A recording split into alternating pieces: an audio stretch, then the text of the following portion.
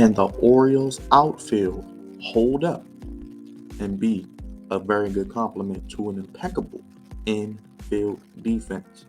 You know the Orioles previews keep on rolling. We take a look at the outfield. Hit that subscribe button, sound off in the comments, hit that like button. Flex Zone Podcast Show.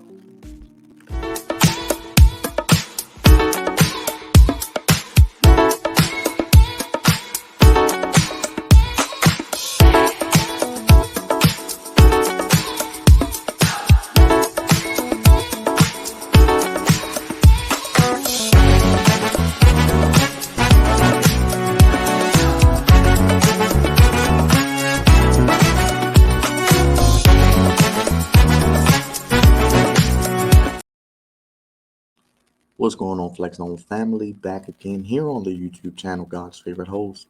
Only place giving you sports how you want it when you need it. Orioles previews keep rolling as we are days away from opening day. Exciting because the weather's getting nice, baseball's back. We're into spring. Good time of year. A lot of good content coming to the channel. Hey, it's time to look at the outfield. We've looked at Brandon Hyde, the manager. We've looked at the infield. We've looked at the starting pitching. Looked at the bullpen. It's time to look at the outfield. Now, I think this outfield has some potential. I do think there is a potential area of a little concern, but I do think when you have starting in left field, Austin Hayes, who was for the most part last year pretty healthy. He was pretty healthy. I think we see more of that this year. We can get Austin Hayes for 140 to 150 games out there in left field. I think that is, one, with that new left field wall, imperable because he has very good speed.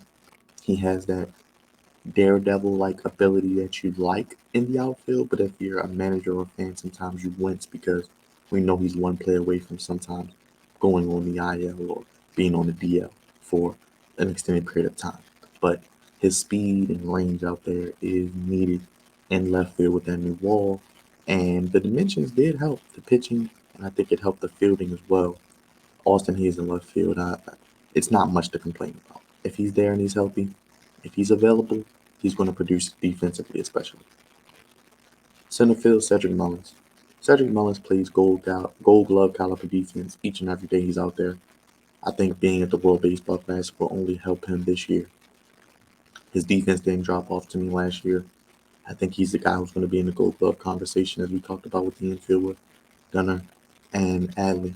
He's going to be a guy that's going to be one of the 3 or 4 best center fielders in the American League, in the entire Major League Baseball scene. His speed is impeccable. His ability to make plays in the deepest part of the field, center field, make range, where he can come up and make those sliding, diving catches. Right field, Anthony Santander. I think he is a little bit underrated defensively because he isn't the most mobile guy. He's a larger individual. Now, that could be a weak spot. Now, could we see times where Kyle Stowers is in right field, as he may have a little bit more movement, more mobility, more range than a Santander? But Stowers or Santander, one of them will be your DH. I think that is immediate power right there. Santander is a guy who can give you 30 home runs. I think Stowers has 20 to 25 home run potential. And I think he could be a guy if he hits this year. Let's see what happens. I would like to see. He's one of the guys I'm keeping my eyes on, especially at the aspect of hitting with the young hitters. Kyle Stowers is very, very important.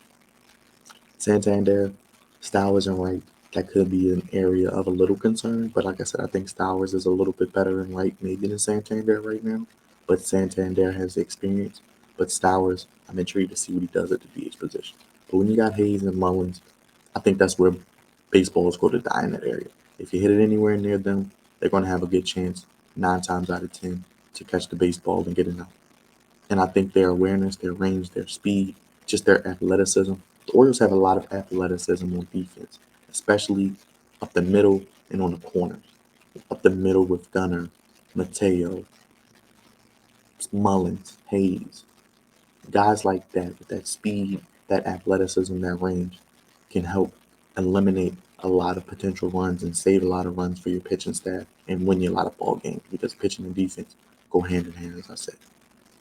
I'm intrigued to see what Stowers brings, more or less with his bat.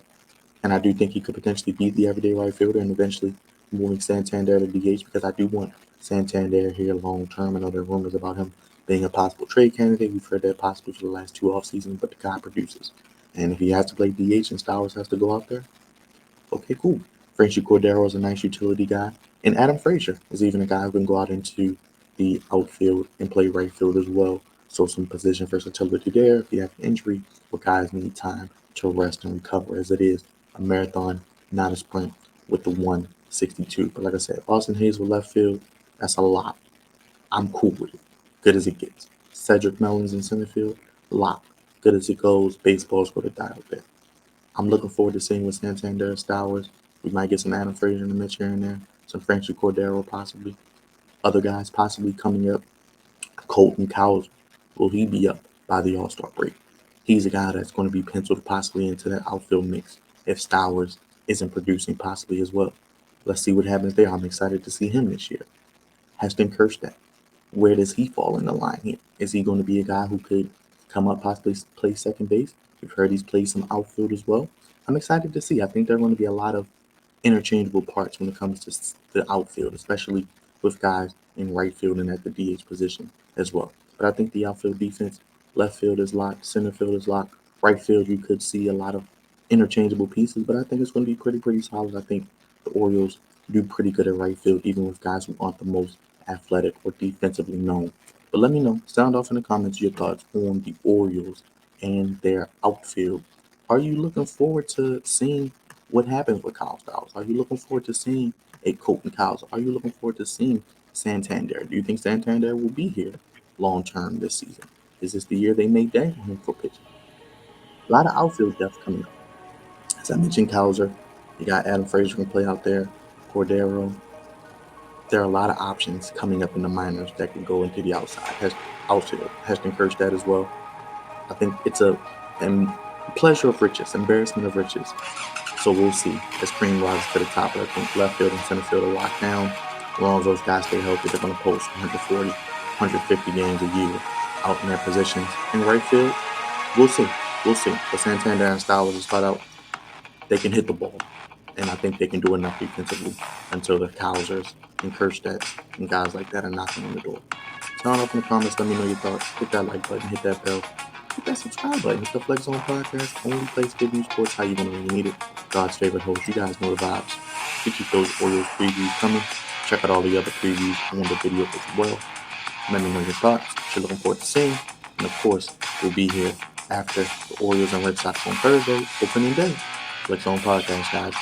Thank you for watching.